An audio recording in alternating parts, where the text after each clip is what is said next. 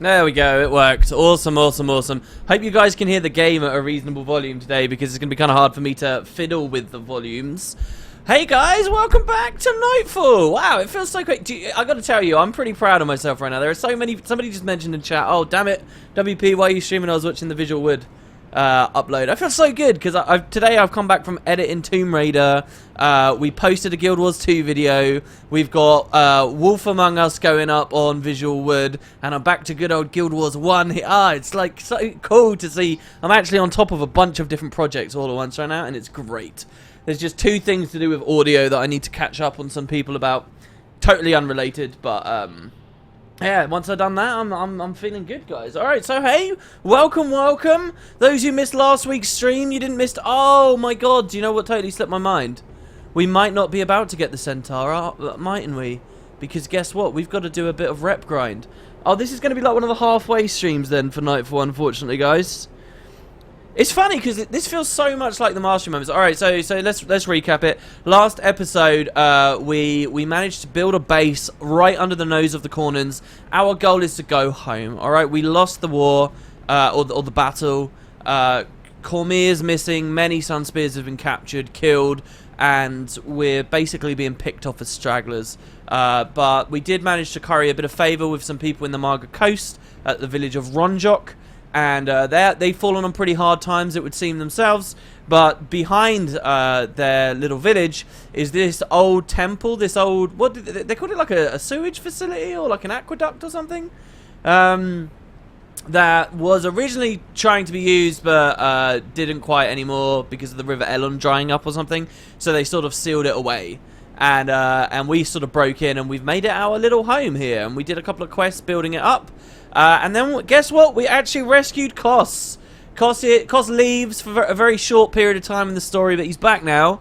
As I said in the last stream, I wish they did that more with different heroes and things. And I think, honestly, if Guild Wars 1 had continued, they would have done a lot of that kind of stuff. But so Koss is, you know, they could have had, like, region-exclusive heroes. It's sort of like how henchmen are region-exclusive, but sort of on a wider scale for the heroes. So, for example, Kim, you may only find at certain outposts. Well, Koss, you will only find it in a Lonan outpost, but none of the others, and blah, blah, blah, blah, blah.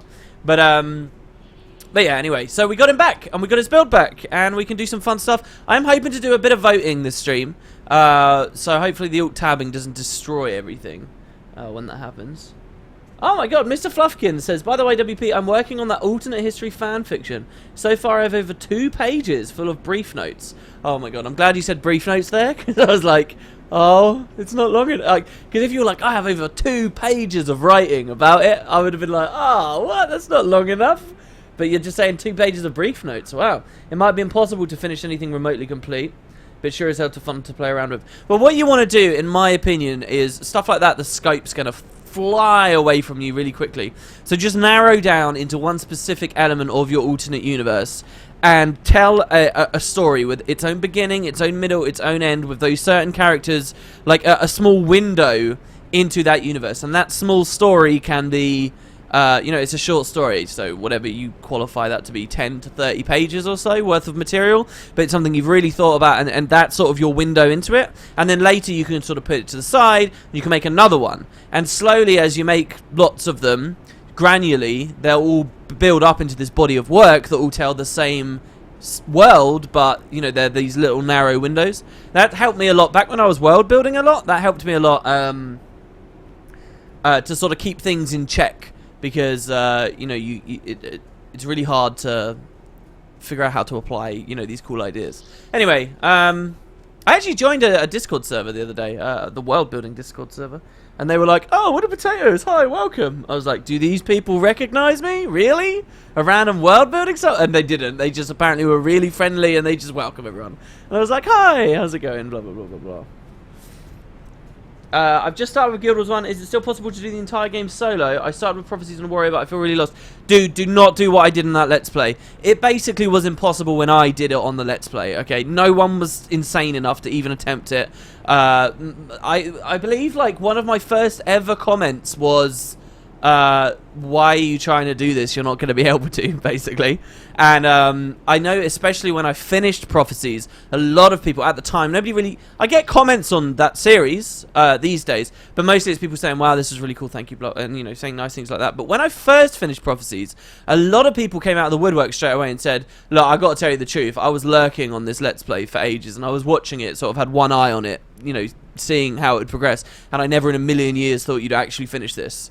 And it was a lot of pain and suffering and blah, blah, blah, blah, blah, the way I was doing it. I would not try to solo. And of all of them, Prophecies is the only one I think you can get remotely close to. On a single class, a single build, if you had access to every single class at every single point in time and all the skills and everything, maybe you could find a dedicated farm solo build for every individual part. But that would be very hard. Very hard. So yeah, why are we just wandering around? You might be wondering. If we've built our base of operations, we've rescued Koss. Well, here's the thing. We actually can't progress unless we become a Sunspear General. So we need to earn 1,000 promotion points. So we need to get bounties and kill people. But we also have quests we can do in the area. So I'm going to see if we can find any. I think we finished all the ones about building the base.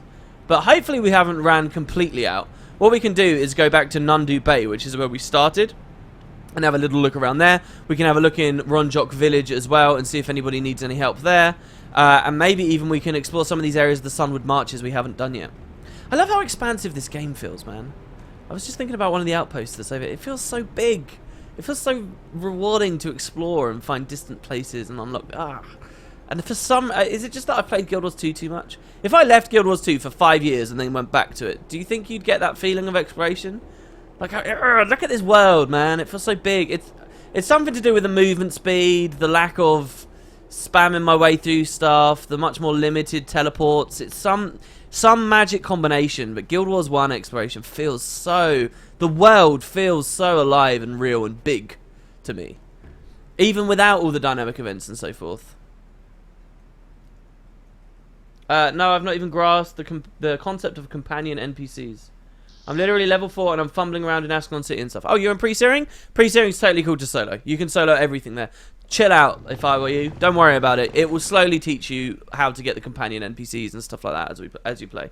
So I wouldn't worry too much. Alright, here we go. So we do have a quest. Elder Jonah wants to talk to us. We'll see what he's got going on. Maybe he'll start some dialogue as we run close. Oh, and we got one over there with Chuno also.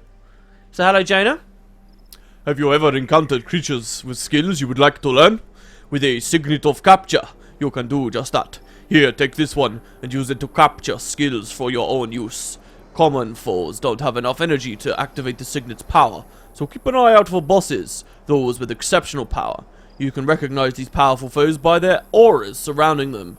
See, Guild Wars 1 had a really good aura system. Why doesn't Guild Wars 2? After destroying such a foe, activate your signet of capture and select one of the foe's skills. You can capture skills and use your profession that you can use, but even so, this signet is an extremely valuable resource. Some exceptionally powerful skills can only be gained by using the signet. Do you understand how to use the signet capture? So, earlier in the series, a very kind, awesome viewer gave us something called a tome, an elite tome, which let us unlock any Paragon skill I like, because I have all the skills unlocked on the game with Battlestar Faction already, from when I used to play, and it's still on my account. But if you want to get an elite skill properly, you have this system, the Signet of Captures. I love this system. It is one of those things that almost immaculately is missing in Guild Wars 2.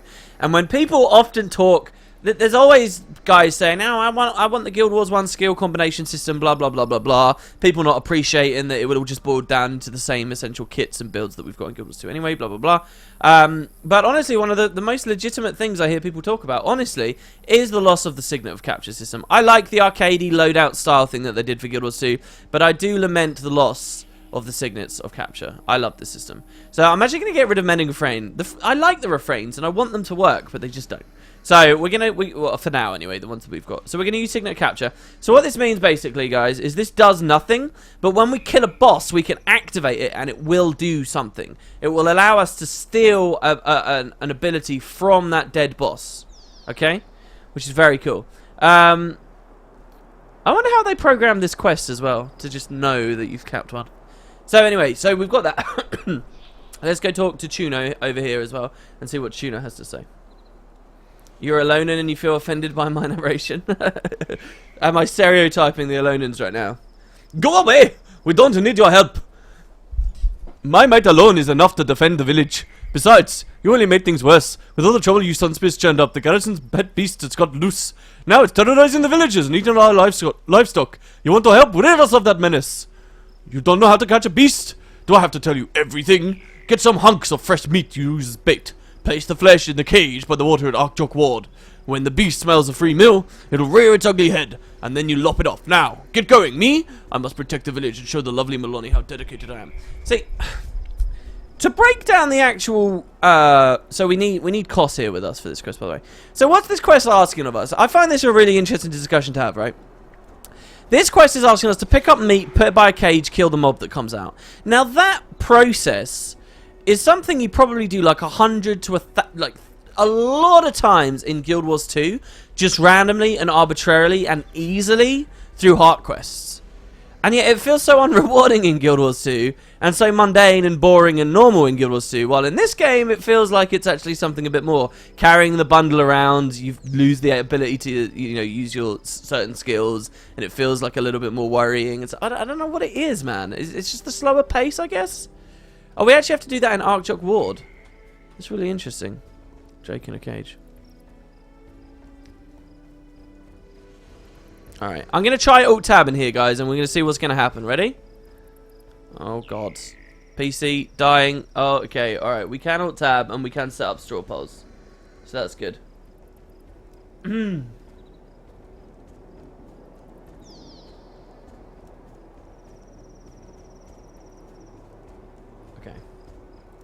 Alright, let me check that. Now I'm going to try and tab back in. Alright, we should be good. So yeah, I do find it really, really interesting, right? Like that comparison. Okay, and then the last thing I want to do, we're actually going to walk to Arj Ward through a portal we didn't see on the previous stream. And the reason we did that is because this way I can speak to this wandering priest, get a bounty to kill whatever monsters that are harassing them, get some points. So I am a priest of Grenth. Death is my ally. But the souls of those slain by the Cornin army, blah blah blah, don't go to Grenth. We read that already. Okay, let's keep going. Epilepsy warning. Yeah, sorry about that, guys. Hopefully it fixed. Hopefully they didn't crash it all to death. Can you guys hear the game audio, by the way? Is it all okay? Guild Wars 1 Signet of Capture, back where elite skills actually determined builds and actually mattered. It's interesting because so many of the elites, honestly, in Guild Wars 1 were so crappy, though. They were so crappy. And you can almost guarantee that... Well, no, there have been crappy elites in Guild Wars 2 as well, I must admit. There have been crappy elites in Guild Wars 2 also.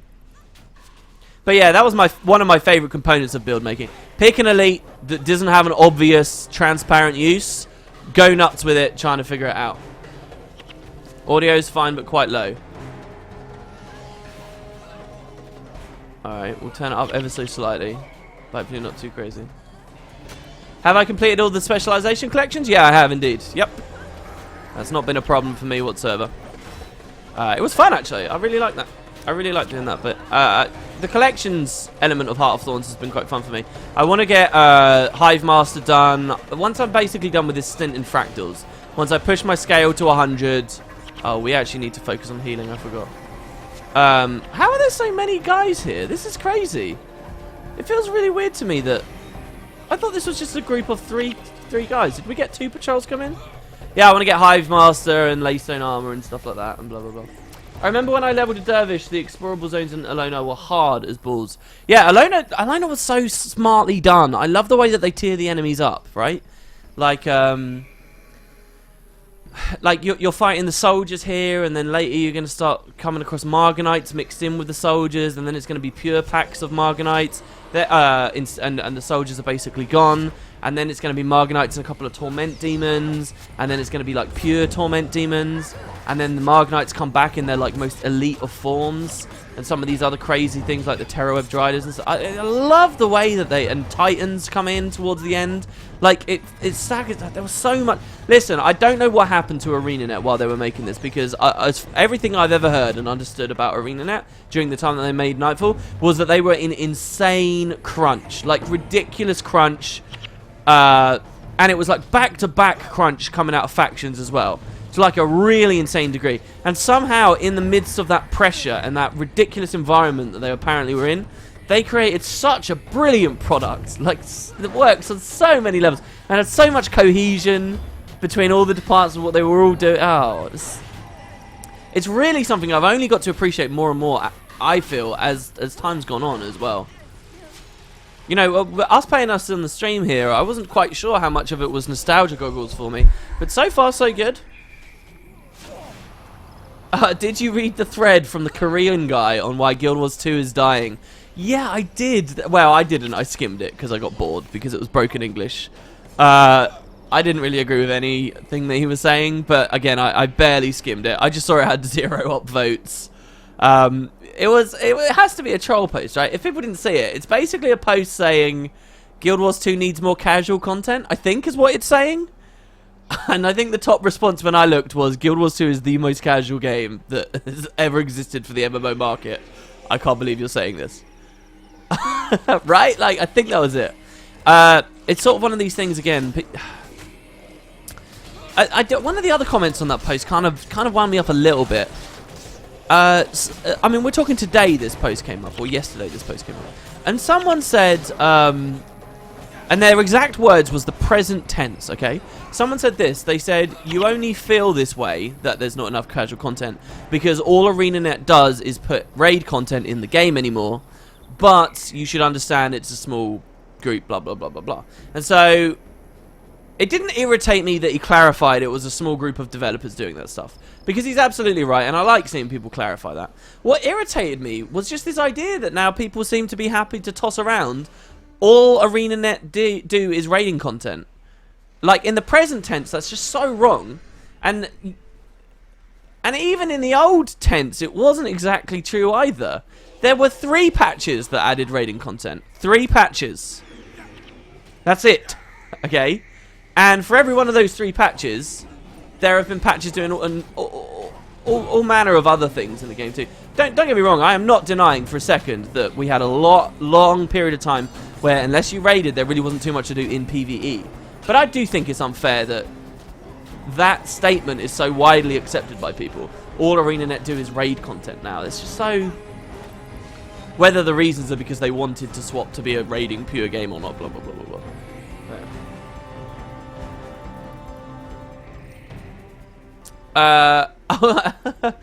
As war rages upon the land, another battle occurs beneath our feet.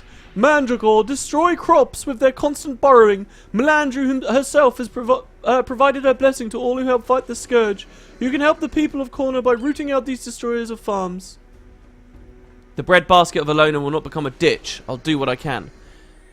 Wow, Corner is the breadbasket of Alona. See, I'm trying to think as well. Like, I love that dialogue. I think that sounds really cool. I like getting to see how the monsters and things are affecting the people who are genuinely trying to stake out a living here. And I'm trying to think, is Guild Wars 2 missing out on this? Well, not really. Christ, the term breadbasket appears in the very first dialogue, right? Like, when you play a human. It's like the first scout. He's like, Queensdale is Kryta's breadbasket. Blah, blah, blah, blah, blah. I don't know. Maybe I'm just... Sounds kind of silly, but would you be disappointed if we get another Living Story episode the same size as the first? Yes, I would, because I enjoy it very much, and it's disappointing when it comes to an end. I don't think that that's necessarily a bad thing that I would be disappointed by it coming to the end. I try to view myself as unbiased as possible. I really do. And so when it comes to this topic, I have to appreciate that I have some bias here, that I really enjoy the story. I play this game a lot, and I have to accept that on some level, no matter how long ArenaNet makes one of these patches, I'll openly admit I will probably be sitting there saying it was too short, ArenaNet need to try harder. I'd like to think that I'm smart enough that there's some magic threshold out there that when they cross it, I'll lift my hands up and say, fair enough, you guys did a bang-up job, well done, it was long enough, blah, blah, blah. But I don't know whether I've got that in me, because I know when the patches of the quality that they're at right now, I know I'm just going to want more, and I'm going to want more and more and more, and it's so easy to forget how many hours you've been playing. It's very hard. It's hard to keep my expectations in check. You know, if it's not a full frickin' expansion's worth of stuff in that one patch, I'm probably not going to notice or appreciate that it's not enough. The old Guild Wars graphics look on par with current WoW. Guild Wars 2 graphics eclipse it. Yeah. My younger brother plays WoW, and he's always surprised when he sees me playing this, or he watches some of my videos. He's always like, damn, man, this game looks so good. It's never enough to convince him to play, but he is always blown away. Like, I remember I was just PvPing in Kylo or something once. This was like a year ago. Maybe I had Reshade on at that time, or Sweet Effects or something. Really can't remember. But Kylo, to me, is not necessarily that pretty of a map. And Heart of the Mist as well, right? Like, I think Heart of the Mist is a supremely ugly map.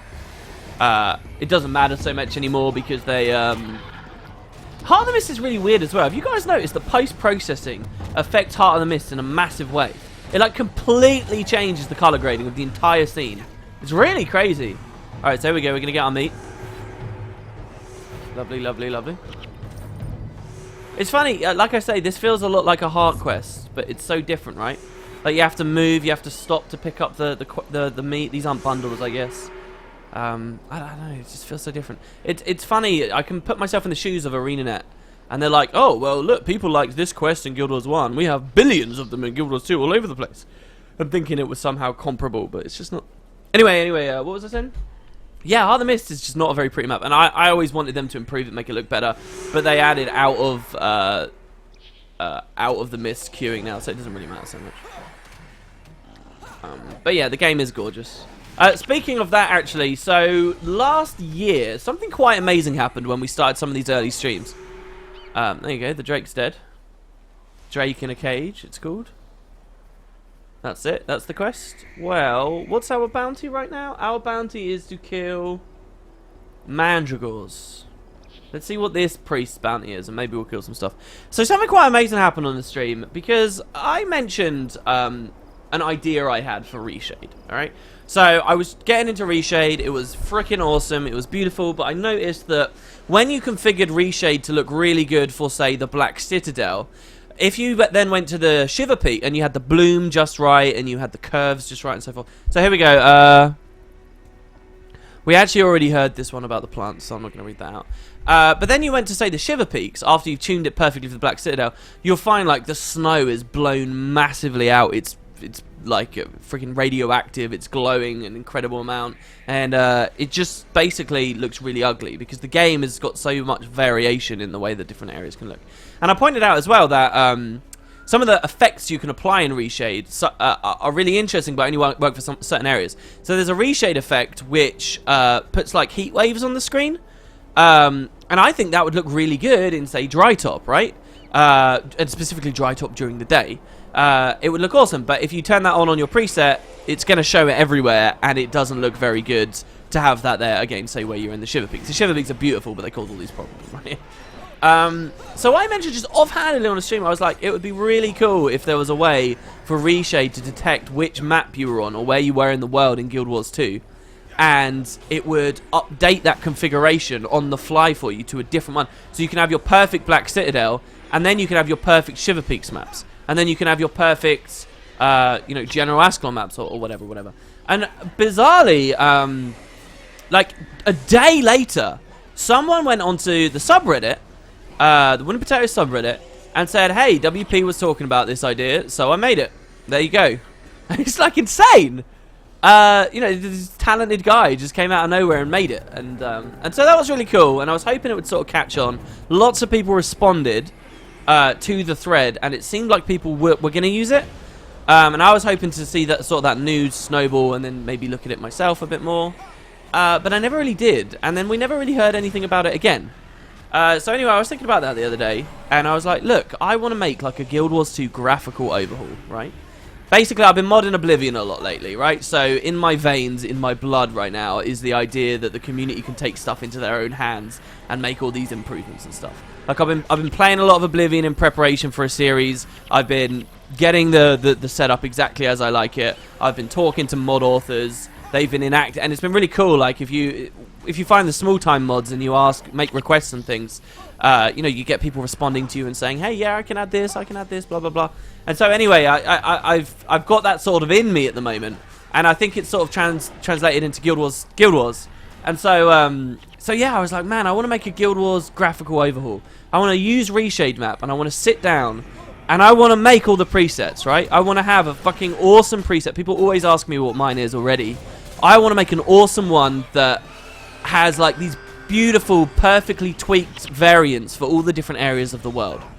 So I went to Reshade map for the first time properly, sincerely.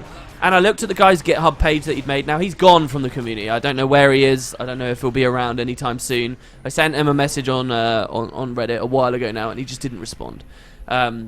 Funny enough, not only he made Reshade map, but there's another guy, the guy who made the Reshade Unlocker software. So this is a guy that disabled. Basically, the guys that make Reshade stupidly have this like thing that disables some of its effects when Reshade detects network activity, and they've enforced it on themselves because they're scared that people in FPS games will use it to cheat. Like for example, you can use that to see through smoke. If someone drops like a flashbang in CSGO or something, I don't know. You see through it, and then you can shoot people because of the depth buffer. So they disable it. But it's actually quite a trivial thing to disable the disabling. And so there's a guy who made this thing called the Reshade Unlocker, which also, by the way, you can use to daisy chain Reshade with ICM, which is what I use to have this sweet, awesome configuration, blah, blah, blah, blah, blah, blah. Anyway, he also made a version of Reshade map. And he did it because what he didn't like was in Guild Wars 2, you can see it a little bit here in Guild Wars 1. You see that mountain back there, guys, where my cursor is? You see how it's kind of faded out, kind of grey? Now, that's kind of a nice little shade to put out there on distant terrain, obviously. Makes it a little bit more realistic in the real world. As you look far away to the horizon, obviously, it loses a lot of its chrominance. But it's supposed to look kind of grey. But in Guild Wars 2, it kind of all gets very neon blue if you do certain things with certain presets. And so what this guy wanted to do was he made his own version of Reshade map so that he could get rid of like that distant mist for every individual map. And he had his own process of doing that, blah, blah, blah. Anyway, that guy's gone as well. He's not around. And I sent him some messages, and he's not around. So finally, I sent a message to Restless, who's in chat at the moment. And I can't even remember what I said to him. Maybe you can clarify. But I was like, all right, Restless, I want to do this, blah, blah, blah. Can you take... Oh, sorry, I've skipped a bit of the story, you guys. So I went to look at the old work that these guys have done, both of them. And unfortunately, the Reshade maps that they'd made honestly, they were a bit steep of a climb for me to like install. It was like you had to know how to define variables within the Reshade configuration files, and then you had to sort of tag those variables into other things, and none of it was really like as far as I can understand, it would be a lot of work for a user to go in there and set up a file for every single map to have a dedicated Reshade preset for each. So basically, what this guy had made was Reshade map that added the functionality, but it took a bit of know-how and a lot of finagling to get it to work, and it was too much for me because I'm a stupid man. I don't know how to program, blah blah blah. So I asked Restless, since these guys were out of the scene, and he made a new version of it. So he's updated what had been done. I wish I knew his name, the guy that made the original Reshade map. I wish I knew his name. I know that Moon was talking to him for a while. So Restless actually sorted this out, okay? So I actually have on my Guild Wars 2 right now, guys. This is some pretty cool news in my opinion. I have a version of Reshade map where I can tweak every individual map. And if you're not excited about this, okay, what it doesn't just let you do is different maps, it lets you do different times of day as well. And so what that means is you can have nice, bright, awesome, vibrant days, and then you can also have your dark, moodier, more sort of closed in nights. All right, like you can actually have a different preset that drags the nights down. You can have real night times in Guild Wars 2, and not just by accentuating contrast, which is what people currently do with stuff like Reshade. And if that's not enough to excite you, it also has the capability of determining not just day and night, but also sunrise and sunset. So some of you guys might not know this, but in the early betas of Guild Wars 2, it seemed that ArenaNet had a much more like obvious period of time during sunrise and sunset for their skyboxes and the lighting of the game, I think. At least I remember a thread of people talking about this. I never confirmed it myself whether this was actually true. But people were saying that in this thread, that ArenaNet used to have it, but then they took this tech out. And so you tell me in chat right now, how many of you guys know in Guild Wars 2 notice when sunrise is or when sunset is, unless you're really trying to look at it and you're looking at the position of the sky and the sun in the sky and so forth. Generally, you're not going to. However, with this, you can define sunrise, sunset, and so you can have a really warm, nice orange tint. You can have God rays turn on only for sunrise and sunset, which would be very cool, by the way, because God rays can be kind of intrusive if they're all the time, but otherwise here they can accentuate the sunrise and sunset. So you can have like these really, really awesome presets that proper flood the world in orange and beautiful sunrise colors and tint it correctly before we go into day and so forth. If that still doesn't excite you, what you can do is during Winter's Day, when you're in the Winter's Day version of Heart of the Mist or Lion's Arch and stuff like that, you can color grade it to be a lot more icy and cool and blue, specifically for Lion's Arch during that time. There's even, I'm going even crazier than that. I've got some really cool ideas. Like there's a guy trying to develop a Reshade rain effect. So through Reshade, you can make it look like it's raining. And if you did that, and with some clever little fiddling around, there could even be a way. I'm massively jumping the gun here by talking about this stuff. I don't have the capability to do this right now, but it could be kind of cool that in the future you can have it like start raining in LA at random times, or it's really, really cool. All right. So you might see when I fiddle around with this a bit, you might see another video on Reshade for the first one in a long time. I think the last video on Reshade I did got over 100k views.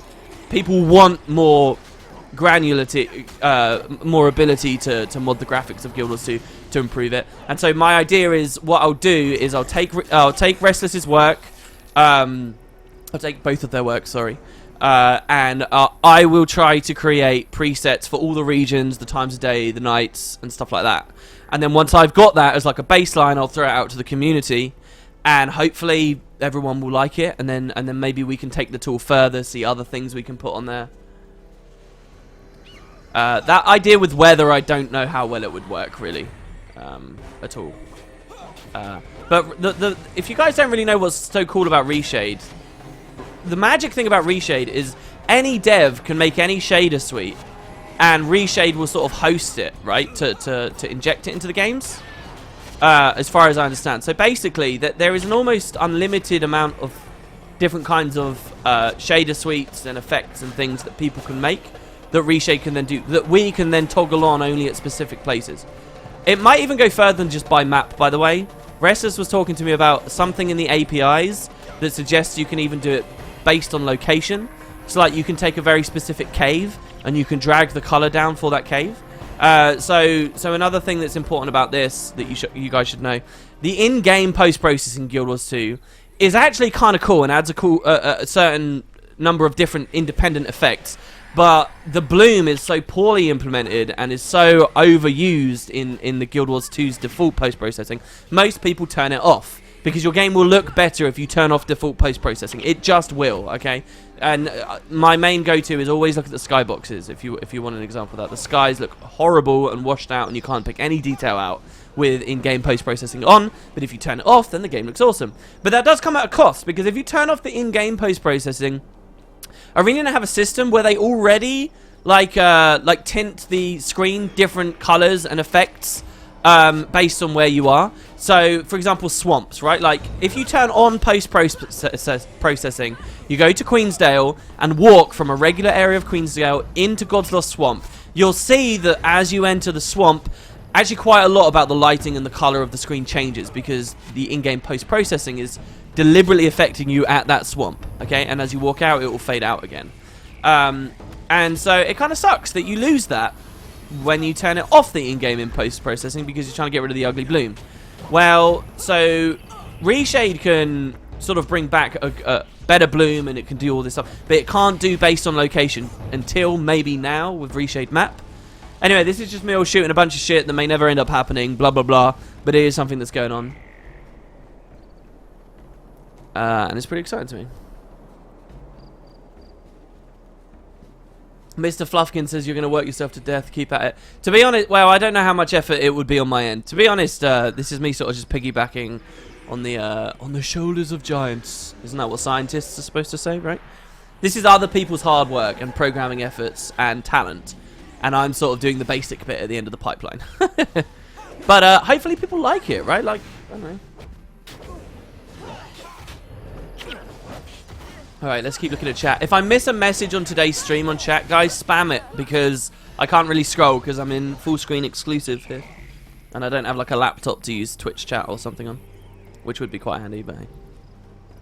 Okay, do you think the actual Guild Wars 2 story will conclude in Guild Wars 2, or is a successor game needed in the future? That's a huge topic, whether we're going to go to another game.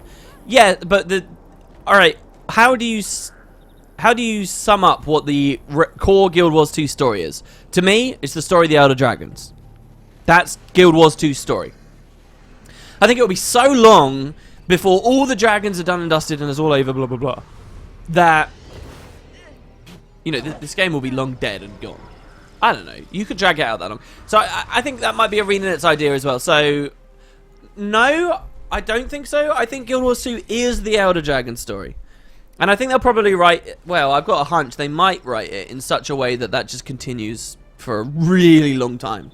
Until eventually that question's more important. But that question isn't important right now. And then if they want to tell other stories, they have place for other stories. Like how the Wizard's Tower might be coming soon. But also, they could maybe dabble with other alternate games as well on the side. I don't know how that works though, right? Like, NCSoft publishes them, but they do only MMOs. So would NCSoft want them to do something? But NCSoft don't publish them anymore, right? So, well, I don't know. I don't know how that works. If you're an MMO dev, being given money to make an MMO, and now you're like, okay, I want to make another game, but with the same IP. Is that even possible? Do NCSoft at the end of the day own the IP, and if they don't want to see it being used unless it's an MMO, they're not going to allow it? How does any of that work? I don't know. Speaking of Elder Scrolls, have you checked out the full conversion mod for Skyrim called Enderall? I really recommend checking out. Yeah, somebody talked about it the other day actually, because I was a big fan of Nerim when it was in development, and then for years I was a big fan, following Nerim, following articles, interviews about it, obsessing over videos. There's a video of them going down a river on it, and it looks so cool. But when it came out, I couldn't hack playing it because the localization was just awful. It was just not good, unfortunately, because they're a German team and it was a German game, and that's perfectly fair enough. That is not me making a criticism of the devs or anything. But it just so happened that when I finally got my hands on it and there was an English translation and stuff, it wasn't good enough, I'm afraid. All right, let's quickly finish this before I go back to chat. Get that filthy creature away from me. What? It's a village guardian? Ha! More like an overfed pet. Regardless, Don't think for a moment you have eclipsed the shimmering spire of manhood known as Chuno! Melanie isn't so easily impressed, that's why she prefers my rippling musculature and godlike physique over that of ordinary mortals. She is head over heels for me, you know. Perhaps I'll hang on to this creature to show off my magnificence. Haha! Look at the kind of dialogue they could put on humans before the Norn existed and they felt that they had to stereotype. Does this person's dialogue embody the general ideals of humanity? Or is this sound more like a Norn? Alright, never mind then. That ignorant sunspear meathead Koss thought it clever to tame this beast to defend the village. Such a foolish act would never impress the fair Melanie. But, despite the hideous nature of this monster, the villagers have taken a liking to it and given it the name Toma, which means sharp teeth. Toma is hungry, so you'd better take him out to feed before he decides to snack on one of the villagers. If Koss can tame a beast, then I surely can command it. A little beast walking would be relaxing. I remember this quest quite clearly for some reason. This beast is such a pushover. We have to weaken its prey just for it to feed. So basically, you get mobs low, but you don't kill them, and then he has an ability that instantly defeats something below 25% health or some arbitrary threshold like that. And then it pushes this bar down. Bad as Koss. Sorry, I missed that there. Bad as Koss is, Chuno's worse. If anything, he's more arrogant than Koss, but without the ability to back it up. Feed Toma, it hungers. Yeah. I can't remember what we have to eat for this. Maybe some of these over here?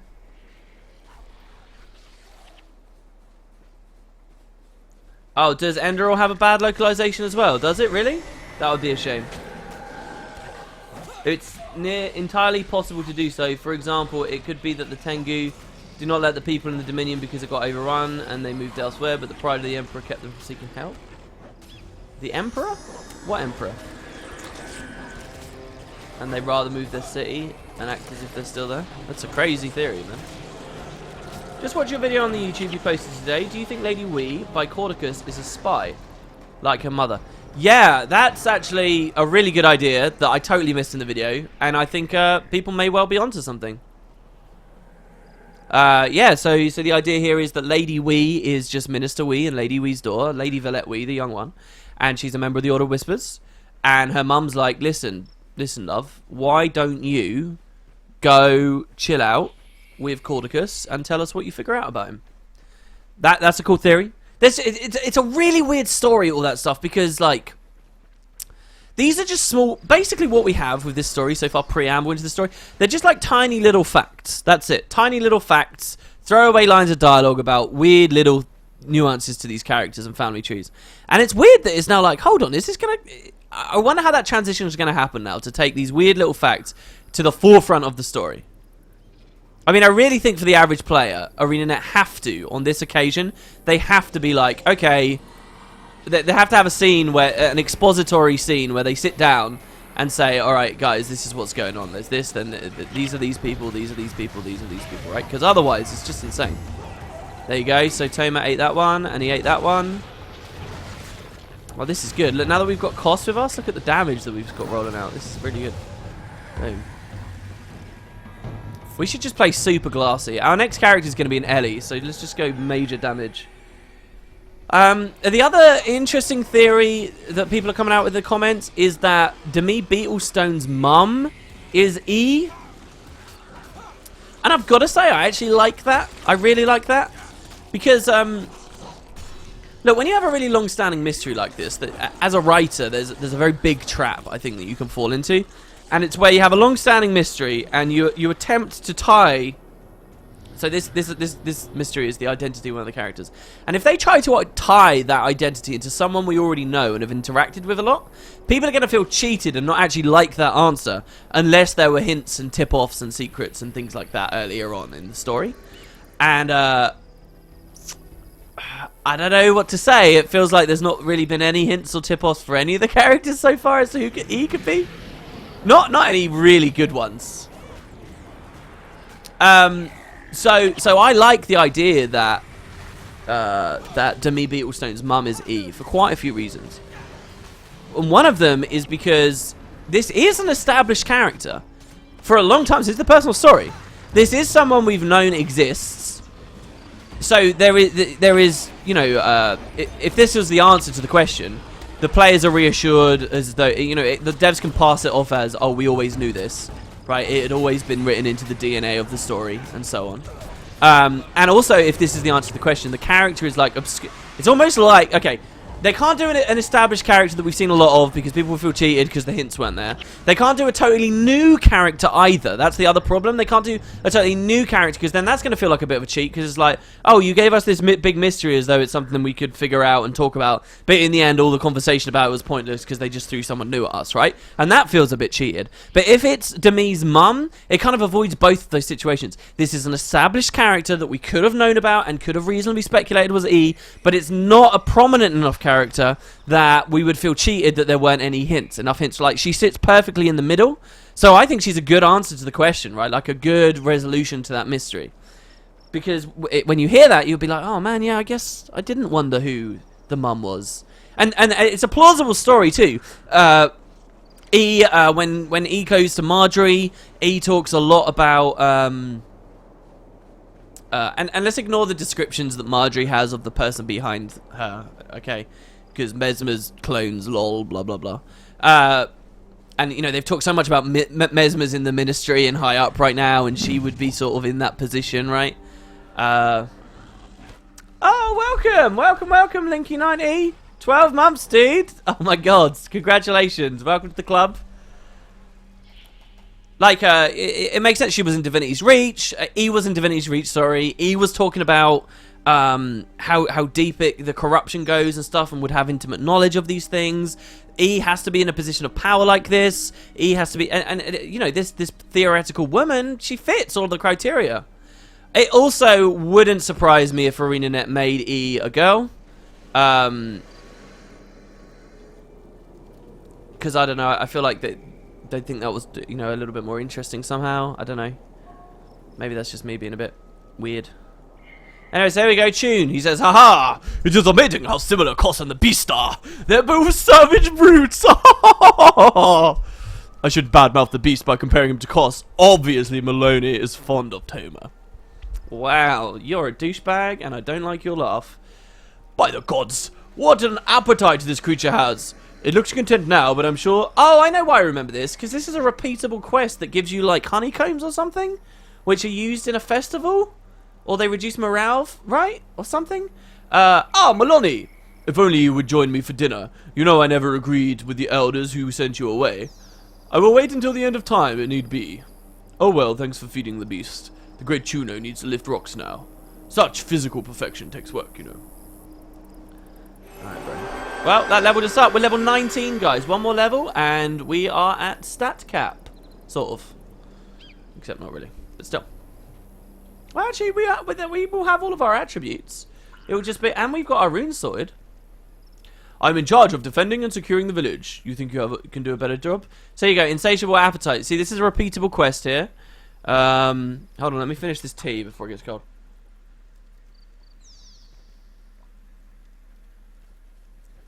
Oh, the juniper berries were for the black moa chick? Yeah, but I would have only done that once. I don't know why I remember this. What an appetite this beast has. Is he talking about Koss or the mob? Do you think it's too late to get into the raiding scene, WP? Every group I've joined up with is very against teaching anyone mechanics, etc. No, I don't. But I think it's time sensitive. And it sucks. I love the idea of a game where you can play on your own time and, you know, there'll be a place for you. But I think it is a bit time sensitive. And what do I mean by this? Well, I mean, if you try to pug raids and get into them early on, when you are early in the week, when you're around Tuesday or Monday, and raiding resets just happened, okay? When you're doing it early in the week, I think most people you find are just looking for kills and are just looking for their legendary insights and so on. But I think actually as the week goes along, people do get a bit more bored, and I think people do start to just do runs. Those that are completely in love with raids, right? And they'll just do runs, and they'll join random pugs, and they'll help, and they'll teach. And also, I find it funny when people ask me this, because it sort of makes me realise there's a lot of people out there who have only ever played Guild Wars 2, and they don't really understand how a lot of this stuff works in other games too. Honestly, you gotta monitor your expectation a little bit as well, because the truth is this, that often it is hard to get into it if you're just doing it with random pugs. The best way to get into these things, the best way to get into PvP, the best way to get into decent world versus world and so forth, is actually to ask to join a guild and sort of a more dedicated community, and to interact with people who actually like you on some, you know, deeper level, and then these are people who actually help you learn. It's always been, in my opinion, in this franchise, through Guild Wars 1 and Guild Wars 2, it's been rare to learn how to get into scenes just through random pugs and stuff. And by the way, that's one of the reasons I think Fractals is such a strong concept. Fractals is a really strong concept, and it's because shall we do this repeatable version just once? Let's try it just once. Alright, insatiable appetite. Okay, so we're on a time limit on this one. So he's devoured 0 creatures, so let's go. Oh, but we've already killed a bunch of the monsters. We might fail this, as long as it doesn't wipe us and kick us out of the map just when we fail. Yeah, like, Fractals are really good because you can just wing it and slowly learn and granularly do it. But yeah. What were we talking about? New playable race?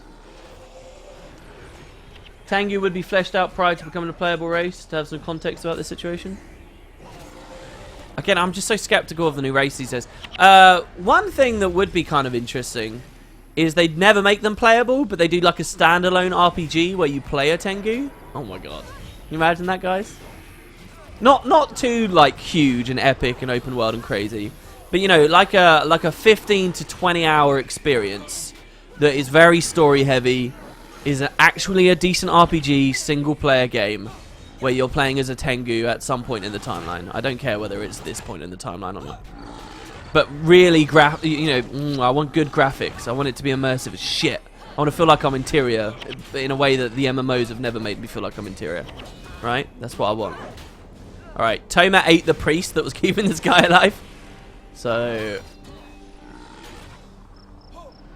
did he eat that thing as well? There you go, he's eaten 5. How many do we have to get him to eat?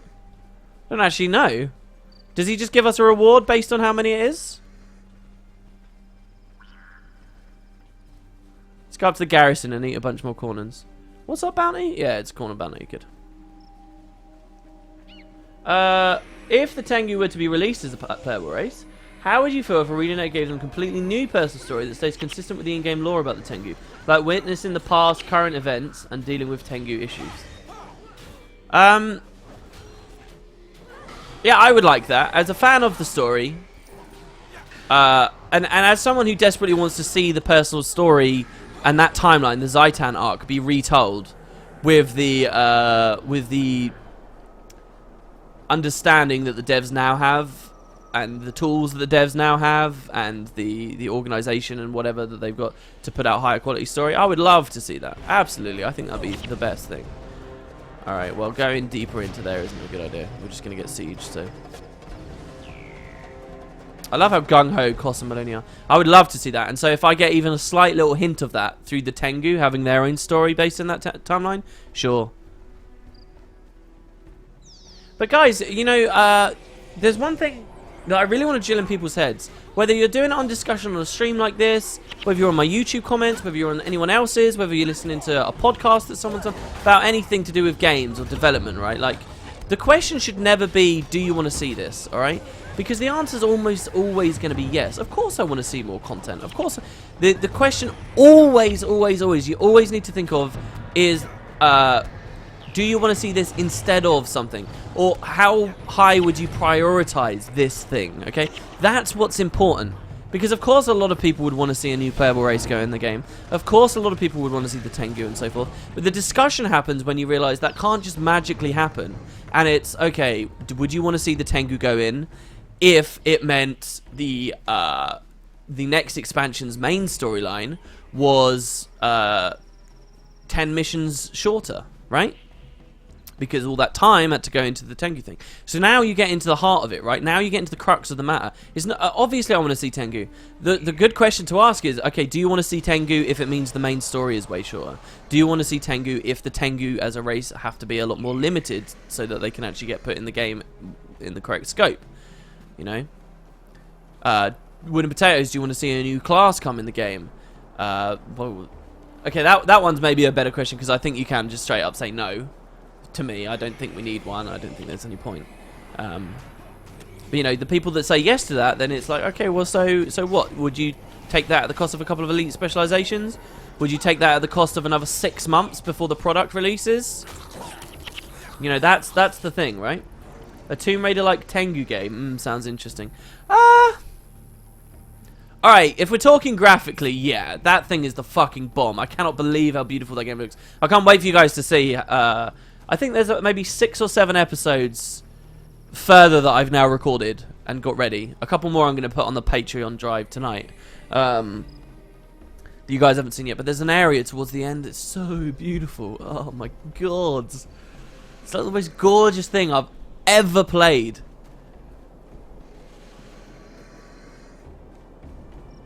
I like the idea of the Tengu story being a different angle than the regular personal story. Blizzard did something with the story behind Demon Hunters. They took an event that has already been told and told it from a different perspective. Yeah, the thing is, this event we're talking about, the fight against Zaitan, is so fucking awesome. Oh. The source material of the Guild Wars 2's personal story is so good. The delivery is the shambles. Do you think the devs will put new weapons in the foreseeable future? Or are they just going to keep making current weapons available on professions? That's a great question. I don't know. Before Heart of Thorns came out, I was kind of wide-eyed and optimistic and, oh, yeah, they could do all this stuff, blah, blah, blah. And my earliest thoughts about all of this were, I don't know why I'm killing all these Mandragors, because we don't have the Mandragor bounty right now. But my initial thoughts were, yeah, obviously, right? What they'll do is they'll do this current set, and it'll all be new weapons, all existing weapons, just on new classes. And what they'll do next time is they'll do all new weapons entirely. And now I'm a little bit less sure. I don't know. I think that creativity is going to run out a bit for the balance team. And I think actually what you'll find is the next batch will have some classes will have existing weapons just now on their class where they never had it before. Some classes may have entirely new hands for existing weapons. So I'm talking about offhand scepter, main hand focus, main hand shield, and so on. I'm thinking that some classes, they might even break the underwater barrier next expansion and next 9. As in, Guardian may get a spear and we'll have a real Paragon, for example. We'll just put that on my ass. And I think maybe if creativity is really not allowed for it, they might add an entirely new weapon for a single one of the new elite specs. But that's a bit weird, the thought of that. So we didn't even get any experience or anything for that. We just got a bunch of juniper berries. What a load of old ass. That's a load of crap. Okay. Well, so those are those quests done. Let me just leave the map and come back in and see if it's triggered one more new one.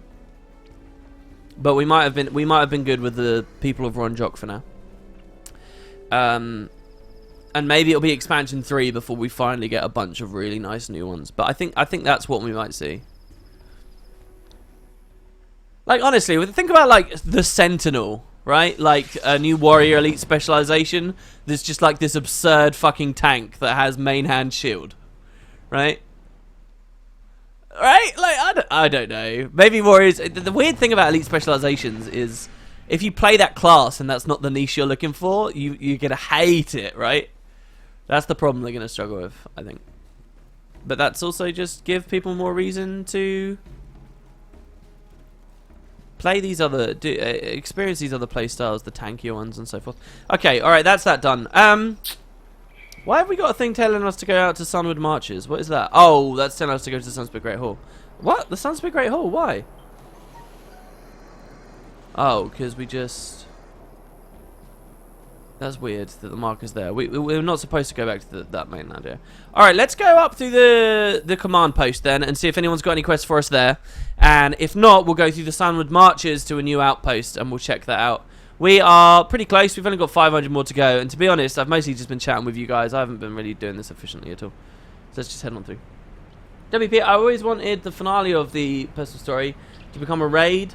Oh, dude, I played the story mode mission again very recently for a video that I did. I think it was the Bloodstone Madness video. I did the whole thing, and I've got to tell you, It's so obvious when you go through that fight that there are all these missing phases. Like you'll go on the ship and there's like a phase that I can almost guarantee you guys won't remember. But there's a phase where you're defending against a bunch of Risen. And as I was experiencing that, I was like, man, can you imagine if they made this like a raid? So it was like this really epic thing, and groups of white, like Encounter 1 is surviving on the deck of the airship, stopping the Risen from destroying all the core stuff. And like your 10 men have to spread out all over the Glory of Tyria. Because the Glory of Tyria is a huge airship. But this stupid fucking thing that they made at the launch of the game is just a tiny part of it on the deck. Like, use all that playable space for this like epic defense event, and people are grinding away in progression just to be able to survive that first phase of the fight. Then a cutscene plays, then you've got like another oh my god, it would be such a cool raid. And it's so obvious that there's all these missing components to that fight. Not just the fact that we never got to go down and pursue Zaitan as he fell off the tower, but like, you'll do the defend thing and it will give you a cutscene, and then it will give you a cutscene and then another one straight away. And it's like, why are those two separate cutscenes? Well, because obviously, between the two cutscenes, there was supposed to be another phase. There are characters that they don't use, and oh my god, it would be such a cool raid. Honestly, my dream is that they remake the personal story, they overhaul Core Tyria, and when they do that, when they add that final patch that adds all the Ara and Ore storyline stuff, and has all the appropriate things in the gem store and whatever, and all that good stuff, right? When we get to the end of the timeline and they do that, they have a story mode version of it, yes, that people can solo just to experience it. But I want a raid version of that fight as well. And can you imagine that? How epic that is? I always think back to launch, right? I think back to when the Yogscast did they covered Guild Wars 2. These are very big YouTubers for people that don't know, right? And they covered Guild Wars 2, and they did this horrible, disappointing video where they were like, oh, here's the end of the game, guys. And it was just a video showing how shit the Zaitan fight was, and how laughable it was, and how little mechanics there were, and how it felt, it is so bad having the end of the game like that. It makes all the leveling feel pointless and stupid. Ugh, it's just awful. And they had this video, and they had hundreds of thousands of people laughing at ArenaNet and laughing at what they made, because that's the climax of their game. What a disaster, right? And I always think back to that, right? And how the Zaitan fight is like a perfect example of Guild Wars 2's inability to be a good RPG where the leveling feels like it matters and so forth, right? Like, and the, you know, this idea of it being not just a casual game, but an absolute no skill face roll game when it comes to the personal story, which it is. It's impossible to fail the personal story. They made that decision. Anyway. So, I love the thought of they do a raid version of it and fix their mistakes, right? Like one day, and you can look back and laugh at that video, you know, of how stupid it once upon a time was. But now we're in a world where people are desperate to kill Zaitan, and finally that first kill goes out and everybody's exploding about it on the official forums and on Reddit and stuff. It's like, holy shit, these people actually killed the Elder Dragon! Oh my god! Guys, if you don't raid, you won't understand, but having a villain that feels like a powerful villain and is a true threat and challenge and nemesis, and you finally kill them. Oh, it's so good when those things are paired together. And the Elder Dragons, above all villains in this entire franchise, deserve that treatment. It would be phenomenal. And I'm not saying that the raid would be the entirety of a Ra story mode. I don't think you need to go that far.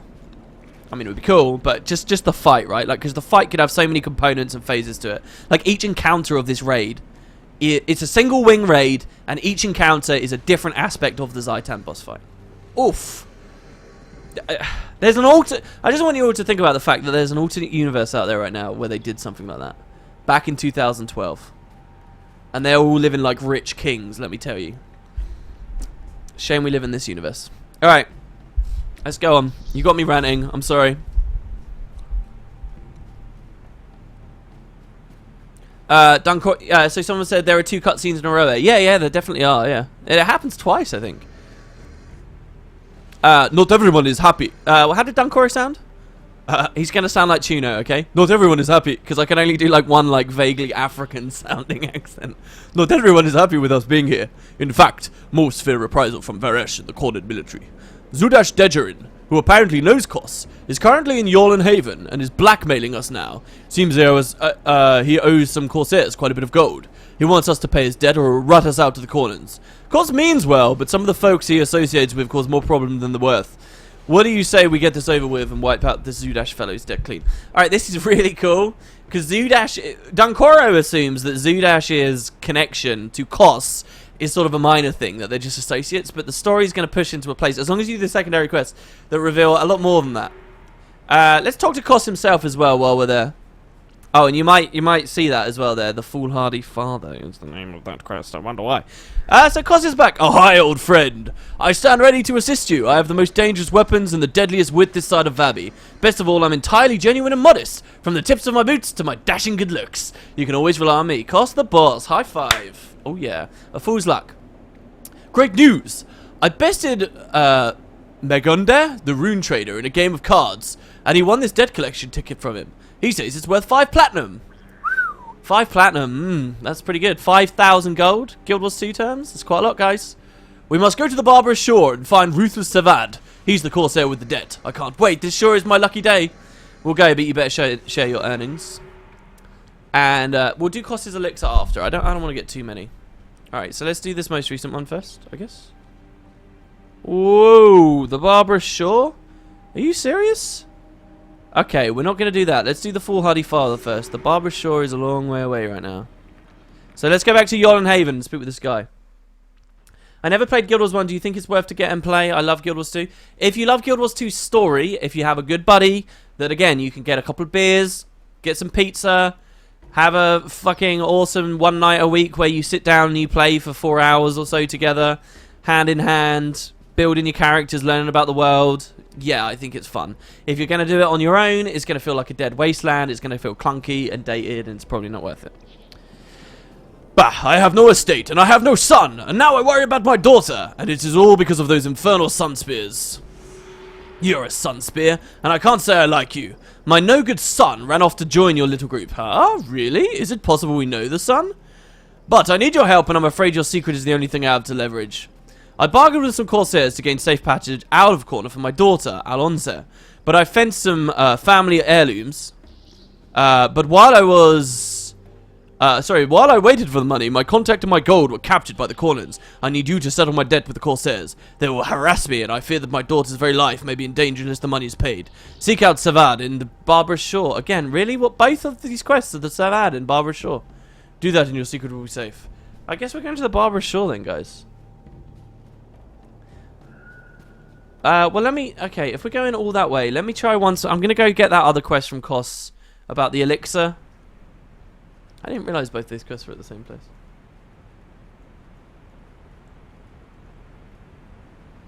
Yeah, so Sebastian just said in chat as well, he says, yeah, he's been playing Guild Wars 1 and he feels like you need someone to play with, honestly. If you can treat it like a co-op game, just you and your mate, alright?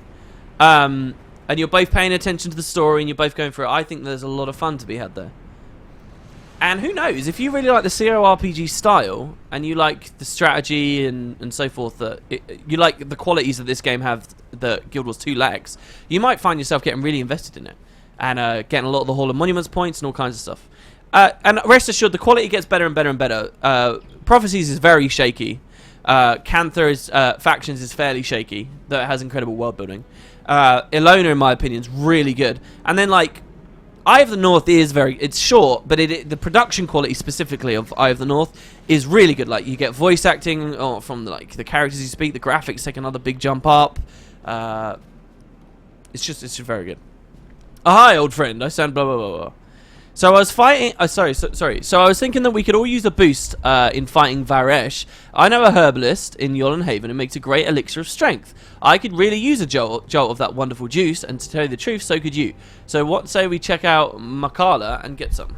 Okay.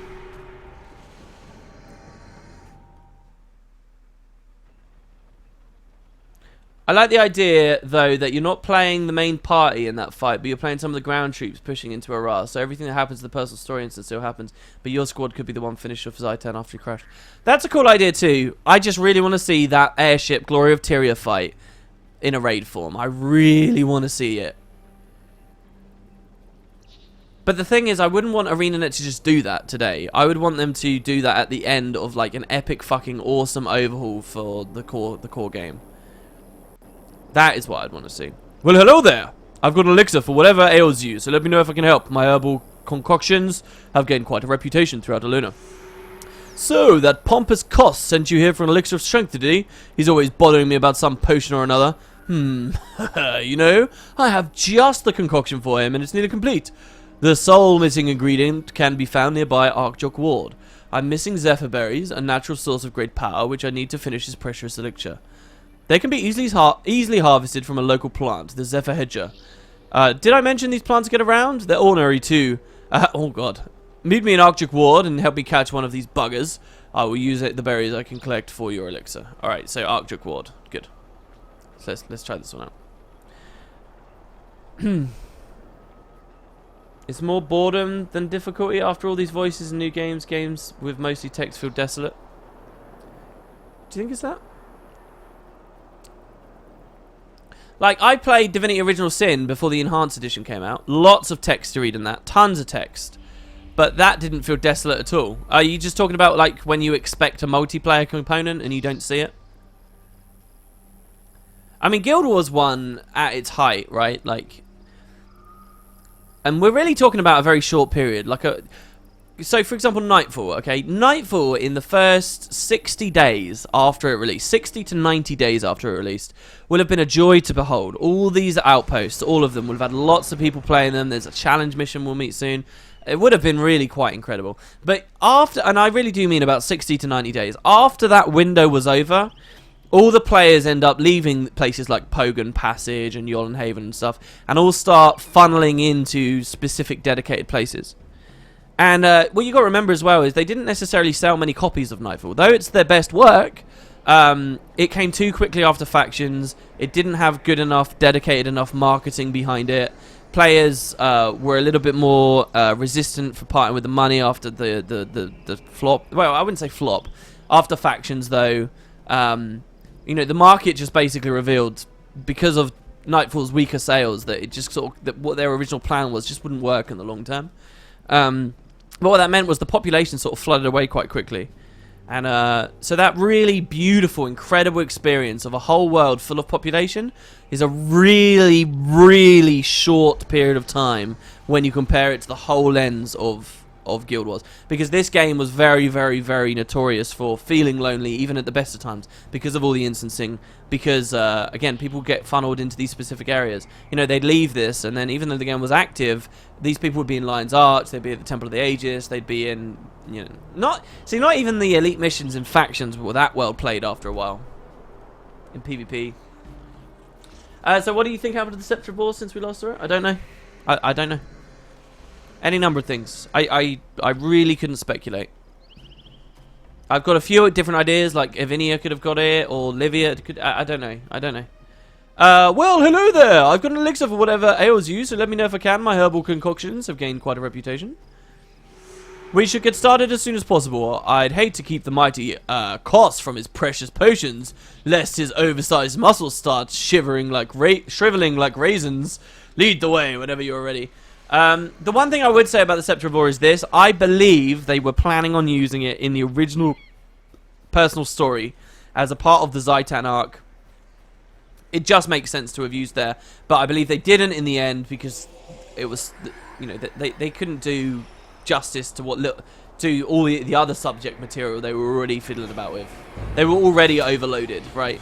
And so I think they sort of held it off. And I think maybe they had a vague idea to bring it back at some point a little bit in the future. But then I think a lot of things got thrown out of the window. And I think there was a lot of lack of direction. And I think there was a lot of just sort of treading water as soon as the whole Living World Season 1 shit started.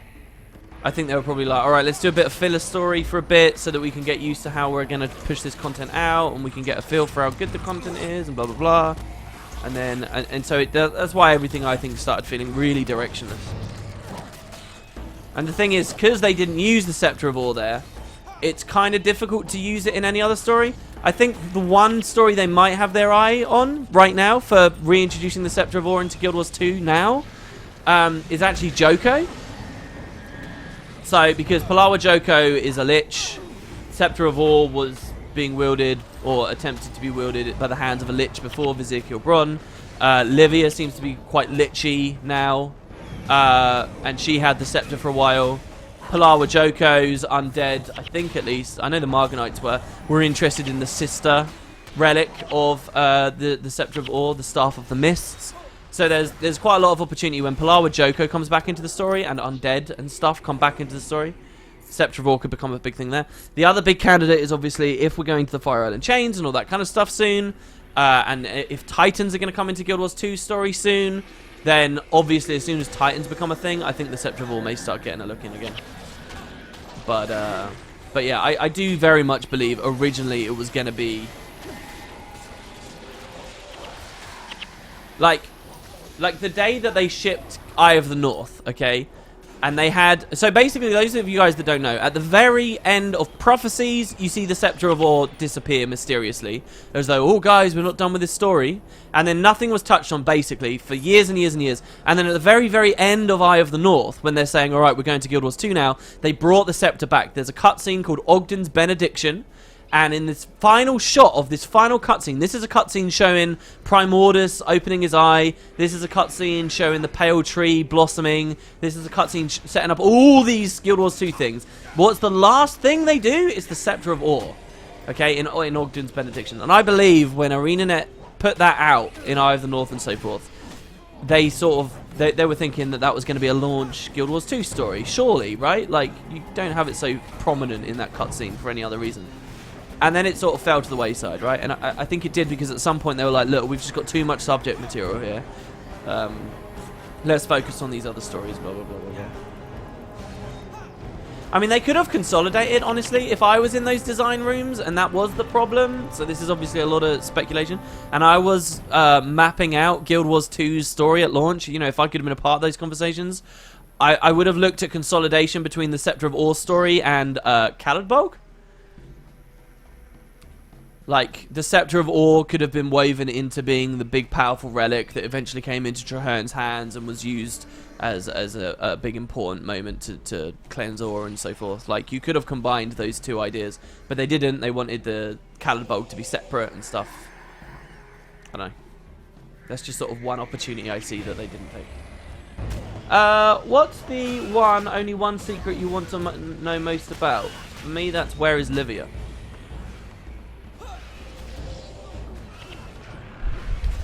Oh, these questions are so hard. Don't ask me to pick a favourite. That's what you're doing right now.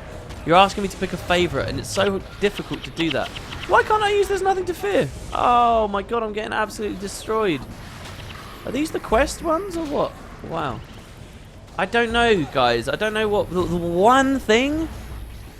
I answered this in a stream recently, right? Like, sort of answered it.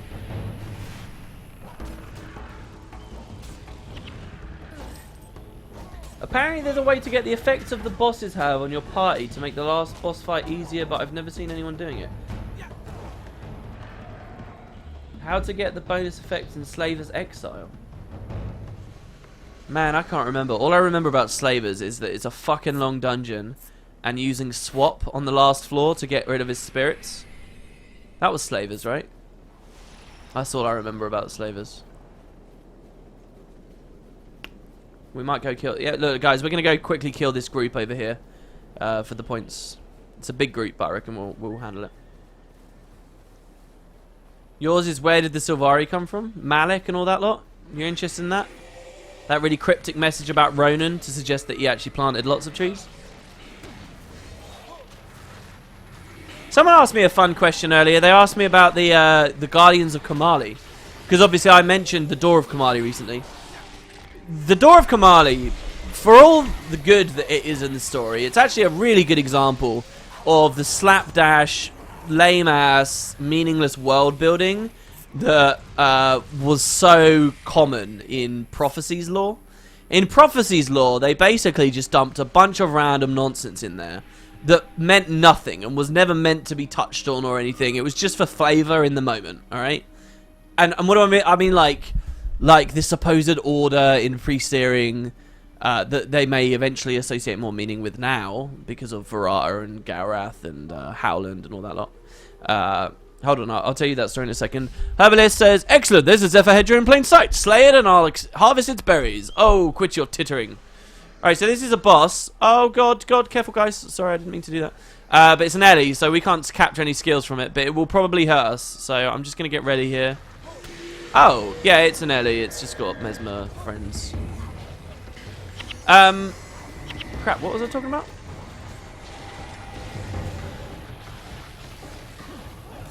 I can't remember what I was talking about. Oh my god, I've lost it. Somebody remind me in chat. That was a point I really wanted to make as well. About something. Oh no, Susuke, don't die. Don't die, don't die. Oh, we just about kept him up. We were talking about mysteries, right? I can't remember. We were talking about mysteries, and then it led me on to talking about something. And I've totally lost it. Your favourite part was always Vinny, Olivia, and the whole White Mantle stuff. Yeah, as I mentioned before, Vinny was one of my favourite characters, and I really liked that mystery of where she went. Oh yeah, I was talking about the orders, right, in pre-searing and stuff. Yeah, so Prophecies, like, it wasn't very good at world building, in my opinion. Cantha was really good. Factions, the world building was really good. And Nightfall was really good tying everything together, and good for different reasons. But Prophecies, it was like, they just throw stuff at you, right? Honestly, they just sort of threw things in there. Random twists to move us to different areas, but also it like goes deeper than that. Like, there'd just be little names and things that never meant anything. And so the Door of Kamali is like one of those things. It's like, oh, this is the Door of Kamali. What is Kamali? It is never explained. They're like a lazy lion that's just fed when it comes to actually describing what Kamali is. Like, it's just like, oh, that's just the name. There you go. And then when Nightfall came out, they went a little deeper with it, and they gave us the Guardians of Kamali, these horsemen, and the Fury. But do they explain it? No. What is Kamali? Who is Kamali? Where is Kamali? When was Kamali? All of these things. Kamali is just like a word. It doesn't mean anything. And especially when I was reading at Prophecies, it didn't mean anything. Now in Guild Wars 2, because the writers are doing so well at the moment, in Guild Wars 2 they may eventually look at that and be like, alright, let's actually talk about it. Who's Kamali? But I guarantee, okay, I guarantee that if they're sitting there today thinking, alright, we're going to talk about Kamali eventually, that it's the Guild Wars 2 devs writing that story right now and inventing that backstory and talking about that, because there is no way the dudes responsible for that early stuff in Prophecies actually had that detail down there. There is no way. I will eat my hat if that is ever proved. I'm so confident that's just a random word they threw in there because it'll make the door look a bit more flavorful. That's it. That's all they did. Well, hello there. I've got elixir for whatever ails you, so let me know if I can help. My herbal concoctions have gained quite a reputation throughout Atlanta. By the way, despite everything I just said there, well, the potions are complete, and just in time. I think I hear something heading this way. Quick, drink these, and deal with it as fast as you can. So we've got the elixir on us. So it says, the elixir of strength skill, you don't feel any stronger, and we've got a thing coming at us. It's a level 5 Slort Nibog. And Koss says, charge with the power of the elixir. This will be a short fight. It's only level 5. Look at him. Ah, he's a tiny little Hecate. The elixir should kick in any second now. And now we cannot attack. If we try to attack, it says you cannot attack the elixir strength. He says, wait for it. No, I want to attack. I think I feel something in my gut. Anyone else feeling the power? Anyone? Yeah, so what I mentioned there, by the way, I don't care, actually. Some people get really offended when, you know, like someone will write something in to their product, their universe, whatever, and they haven't actually figured out what it is yet, right? Like, they'll set up a mystery or a character or a backstory, they'll allude to something, and it's not actually written, and it's this idea of making it up on the go, on the fly. I don't actually care if ArenaNet make it up on the fly. I think that's perfectly fine. I think that's perfectly reasonable. I think you need that maneuverability a lot of the time to tell a good story, right? And so the fact that at Prophecies they may not have known who Kamali is, and it's only today in 2016 they eventually write it in, if they ever do, right? This is just a random example. It doesn't offend me. It doesn't upset me in any. All that matters is the eventual story we get lines up. That their new explanation that they write today of Kamali lines up with what we heard 10 years ago. As long as it lines up, as long as it makes sense, it's fine, alright? It doesn't matter.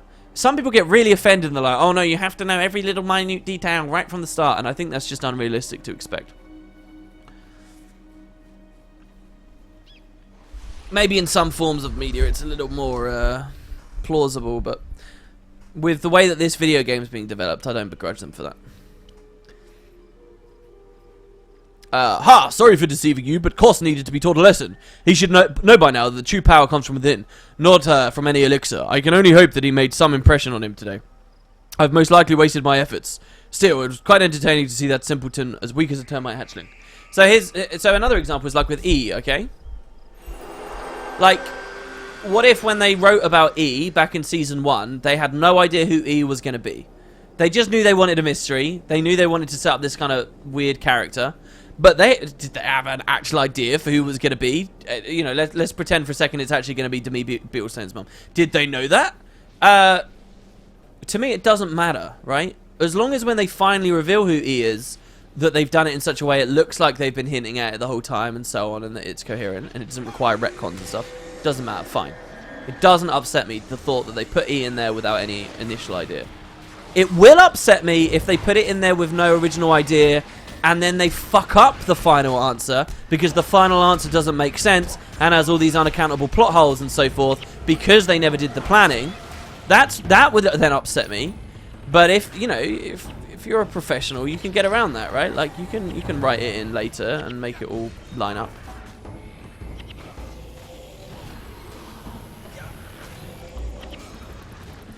Do you think that Rurik will be the key to the ghost pacification? That's another good example. Rurik, right? Like Rurik and Adalbern's swords.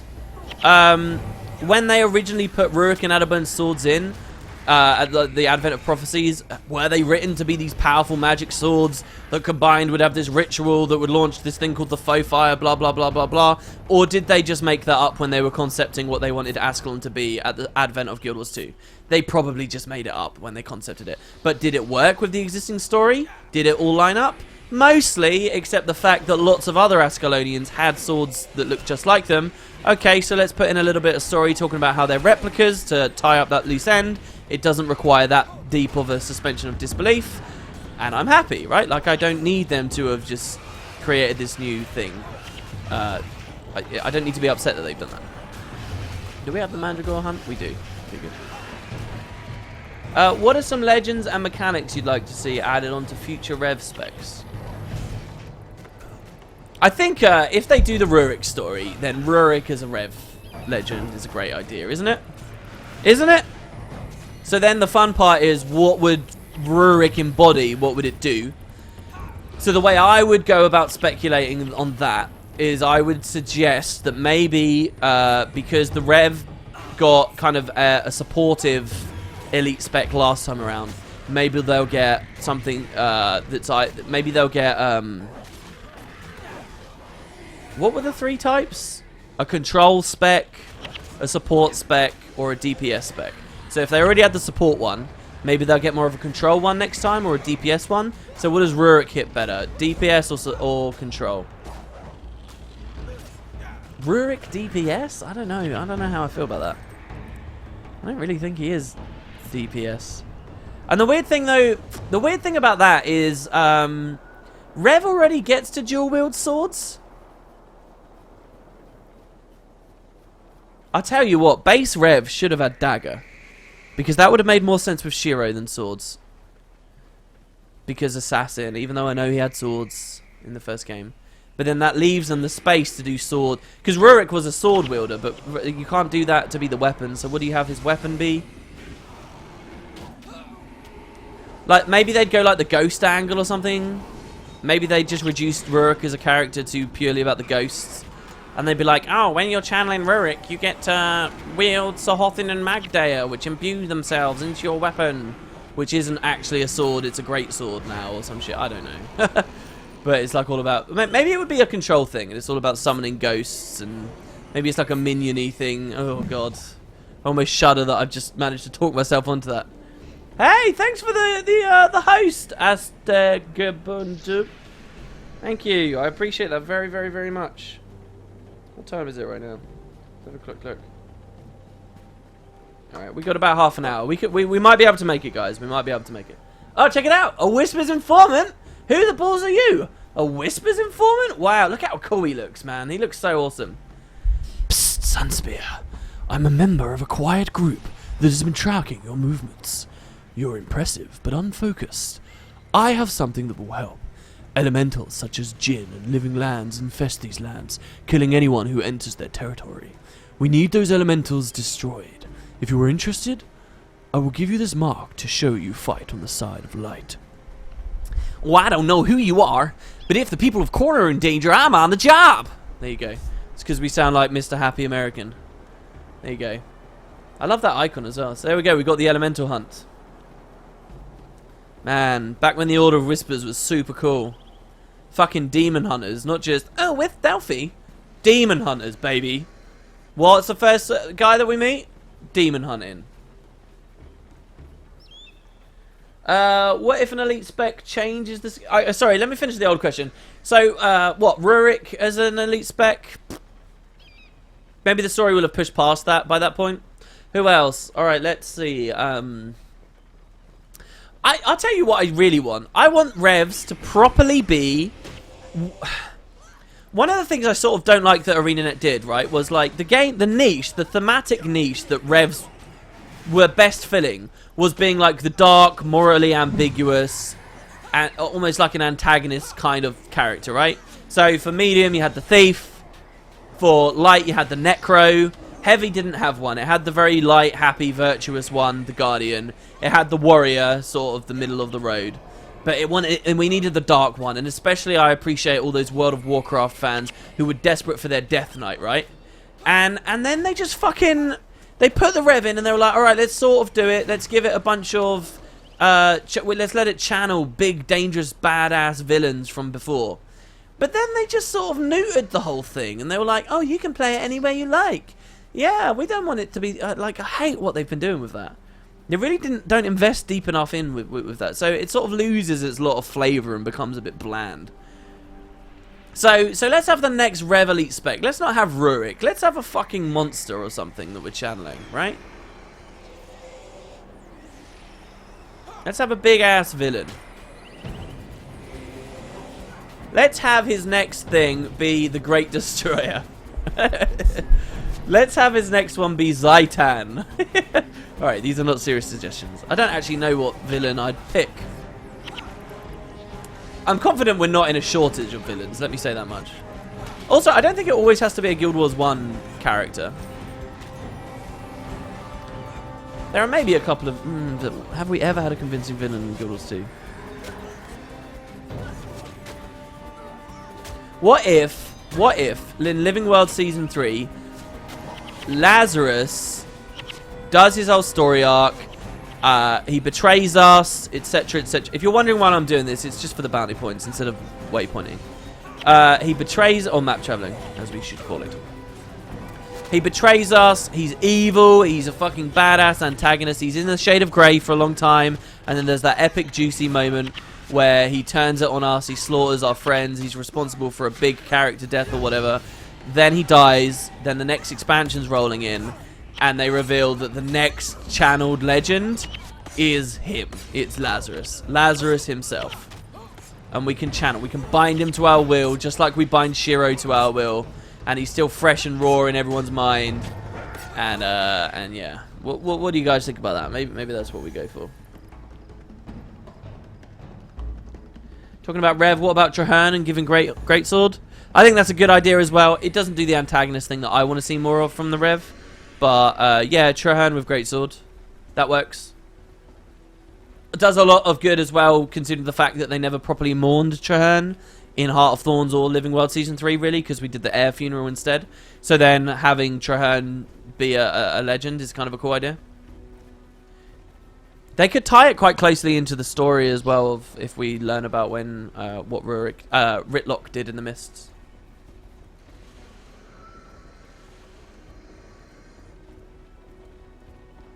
Oh, someone's super nostalgic in chat. Yeah, man.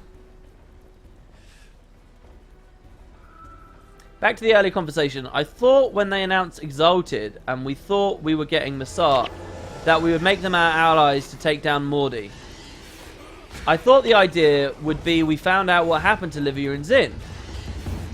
The gift of Glint would have been the Staff of Ore, the Scepter of Ore, and we would have given it to the Massart of a peace offering, as this is what caused them grief with the Vizier. That would be really crazy, actually, the idea of giving it back. I would have liked that. That would be very cool. You had some pretty close guesses, by the way. I never expected Zin to have any part in the Heart of Thorns expansion. The fact that Zin and Rata Novus are things in Heart of Thorns is actually really exciting to me, because these are cool stories and these are cool characters that I miss. And it's sort of just, it's a very good example of how their expansions can touch on these stories you don't even expect. Like, for all this speculation we're doing right now, you know, that Zin can be a big part and stuff. I like that. It's very cool. We've got to be really careful here to get through this garrison. Now, obviously, we don't actually have to go through the garrison. I think this is the boss here, the Acolyte of Grenth. So there we go. Let's pull these guys in. We've got a bunch of zealots. Hopefully people aren't dying. Death penalty might be getting bad. Oh, Susuke, what an epic meteor shower. Let me pull them all in. Oh my god, see that knockdown there? Oh, that's so good. Keep them here, guys. Keep them here. I know we're getting nuked. Oh my god, that felt good. Are they going to all heal up, though? Who's their healer? I don't actually know. Oh, we're going to die. We're going to wipe. Damn it, man. Did we score a single kill? Kill the phalanx, please. Yes, we did score a kill. Alright, we got a res there. Oh, that zealot's low. Come on, Koss. Stay alive, buddy. Stay alive. I can't, nothing to fear just yet. I need a bit more energy. Oof, there we go. Got it. Oh, I'm on 9 health. Signet synergy. Yes. Oh, get the low ones. Get the low ones. Get the low ones. Woo! That was a tough fight. Tricky fight. It would have been much easier if I'd actually remembered at one point this stream to put Strength of Honor on someone. To be honest, the mist is everything and nothing. They could put a Sylvari go to the mist thing. Yeah, I think the mists as a narrative device have been very liberating for them as game developers, but very bad for this franchise because it's like as a story, because they undermine so much, right? Like, especially the situation we were in Guild Wars 1, where it's like, oh, we're supposed to care about character deaths, but never mind, let's just go to the underworld and have a chat with Gwen's mum, blah, blah, blah, and stuff. You know, little things like that, they're hard to write around sometimes. Not to change the subject, but did you see the new trailer for the new Tomb Raider DLC? No, I did not. There's a new DLC coming out? Really? So far, I haven't really enjoyed the DLCs, what little I've played of that game. Sorry, no, one of the DLCs I've loved. I didn't know that they were still developing DLCs. It seems that, to us, that Lazarus is a lot more clever than we thought. He doesn't want to just take credit, and the start in the first game did what they did to survive. Yeah, I love what they did. I'm so in love with what they did with Lazarus. They got everything right, in my opinion. Not that my opinion is even worth much, but still. I'm very happy with what they did. I'm actually going to... Oh, no, they're already... Yeah, I'm going to move in so that, A, they stay bored. Look at this. Look at this nuke. Oh. Oh, blow him up, guys. Kill that scribe back there. He's big damage. Oh, my God, that's so cool. All right, so here we have a Corn Field Commander. I don't know whether he's a boss, but he is a Paragon. And once he's dead, we can try and Signet a capture. Oh, no, he's not a boss. Never mind. Oh, it takes place in Croft Manor. Really? Oh, shit. That sounds awesome. What do I think of as Palawa Joko as elite specialization? Damn straight, dude. Exactly the kind of thing I want to see for an elite specialization. But maybe when he's actually more relevant in the story. If the next expansion is Crystal Desert, which I want it to be, then Palawa Joko, that's a good one. And in fact, who is that said that? The Red Mouth, alright? If you're about in a year and a half, when we're in the big media circus for the next expansion coming out, hit me up, because you might be right on that. I really think that's a very good guess. If it's Crystal Desert, then Palawa is well up there on the list, and you can claim fame for calling it early or something. Palawa, oh no, what am I talking about though? Palawa's still alive, and he's not in the mists. Never mind. Ignore everything I just said. I don't know. I think it works, but only if they kill him off first. So maybe it'll be after Crystal Desert stuff. It's weird though, because he's a lich, right? So he's dead. So it's like, okay, is it's weird. He's an undead lich. So is he also in the mists to be taking control? Like the funny thing about Palawa is not just a really cool character because Again, I think a lot of people, Guild Wars 2 players, exclusive players, hear about Palawa Joker and they're like, oh, he sounds cool, but they don't know why he's cool. The reason he's a cool villain, and hopefully you'll see in these streams, is because he had sass. He was comic relief. He was funny, and he was also like an uneasy ally at the same time, right? Like you knew he was dangerous, you knew he was deadly, but he had a lot of character, real character. And he was well voiced, and he was just cool. So here we're at the Dejarin estate, by the way. Kind of interesting. Well, hold on. Let's see here. Let's see what we got. Ah, we're still slightly short. What do we want? Hecate now. Alright, let's try and kill some Hecate. Look how beautiful these maps are, man. Oh. So awesome. But the other thing that's cool about Palawa isn't just that stuff I just mentioned. But he's kind of mysterious too. The earliest point in the timeline that we know about Palawa, he was already an undead lich. During the times of the struggles between him and Chiriosa and all that stuff, already a lich. So it's kind of like, where did this all start? Who was he in life? What was he in life? I mean, if you look at the guy, the cool thing as well is like the undead, Palawa's undead includes undead centaurs and stuff, and giants, dead giants. So, oh my god, and the floating heads and stuff. I can't wait to show them to you guys. It's gonna be very cool seeing that stuff translate into Guild Wars 2 one day. Oh, that's true, yeah, and he's got that story with the Mad King Thorn as well, and he was seen in the mists there.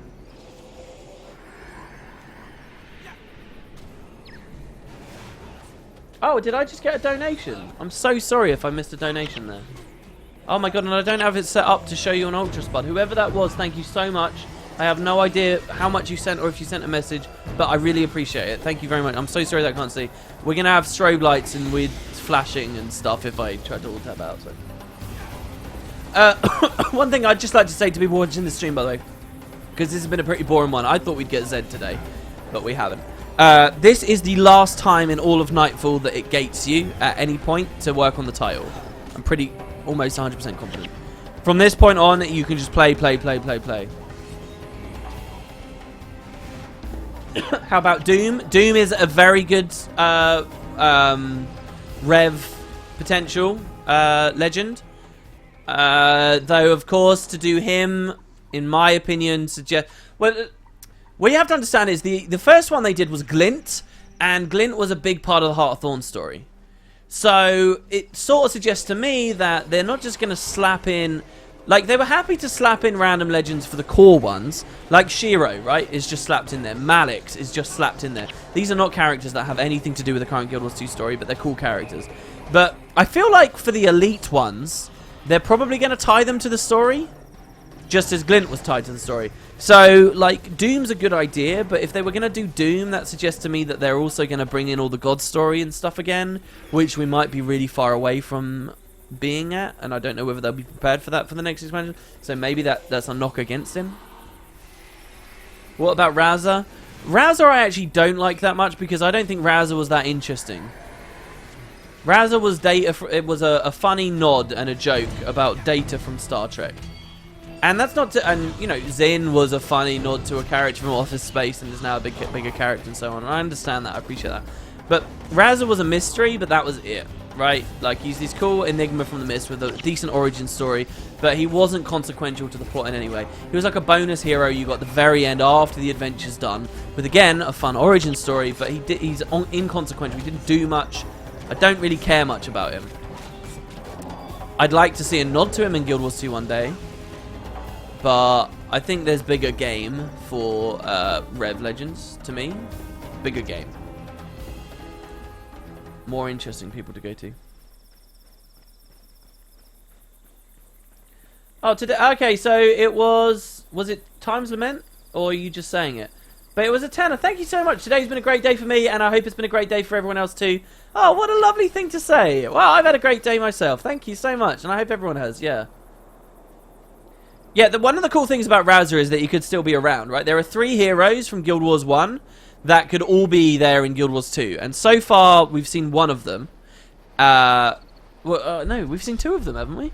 Oh, no, they've sort of hinted that we... Okay, look, the 3 heroes are this. Ogden, Stone Healer, and yes, we've seen Ogden in Guild Wars 2. Awesome.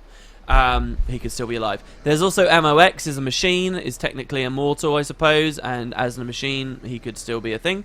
And then you've got, last of all, Razza. Of all the heroes from the first game, those are the biggest candidates. The only other ones that come close would be like Jorah as a Norn, but we know she's dead, and we know that the Norn already mourn her, and we know she passed, like most Norn do. It's very rare for a Norn to live for as long as they can live, and none of the others really come close or are sort of old enough. Interestingly, the ogres are very long-lived as well. And I believe there's an ogre still alive in Guild Wars 2 who was alive during Guild Wars 1. Ota, I think. O-T-U-G-H. I think. Not my idea, so I can't take credit, but what if all the Elder Dragons were killed and all of Tyria became Bloodstone crazed?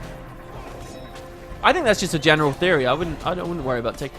I got a bit annoyed earlier. I looked at the video I did today, and someone was like, all these theories you're passing off as your own are directly copied from the lore forum. I was like, what are you talking about? Number one, I haven't even been on the lore forum since the patch. I haven't. And I barely ever go on the lore forum. I don't really like it there, okay? And number two, I've never passed these things off of my own. In the videos, I'm saying, here's an interesting theory people are talking about that escaped me in the original video and go on to talk about it. People seem to think that just because you talk about it on a video, that you're taking credit. Like, I don't know where this comes from. You could discuss stuff without taking credit. I wouldn't even know who to credit for some of these ideas that are so general. Like, I must have had like 6 or 7 independent people come up to me and send different messages about that Bloodstone crazed idea in different places since the patch. Some prompted by videos I've done and things I've discussed. Some not prompted by that stuff. It's like, okay, who gets credit for this one idea? All right, let's do that and be sure that every time we mention the theory, we have to wank over that person's online name, right? Like, this is the important thing. It's not the discussion that's important. It's the credit. It's just crazy to me. It comes from smarmy little shits. Smarmy's a great word. Oof. Calling someone smart... I don't know, maybe it doesn't cross to the US... But in the UK, if you called someone smarmy, like if you were genuinely like, you are a smarmy person, oof, that's going to hurt some feelings. Yeah, ArenaNet should get some credit for implanting the clues in as well. I get a bit upset. Someone was like, so on the recent video today, I mentioned 4 different topics based on this patch. And you know, what they could mean and so forth.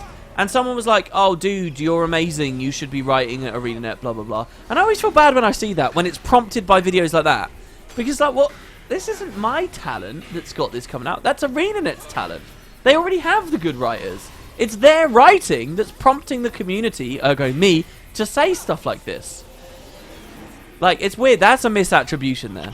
But, I mean, they're being nice to me. They're saying, oh, yeah, you should work at ArenaNet. I'm not going to slap their face down and be like, shut up, you're wrong. You know, I learned to take a compliment kind of thing. But, this is really weird. I need to cross the river. But I don't remember how. Maybe it's up here. Oh, there's a bridge. Maybe this is the way. Multiple people have come up with the same idea who live miles away. Right, yeah, like, I believe there'll be a lot of that happening. Obviously, that's a sign that there's good storytelling going on.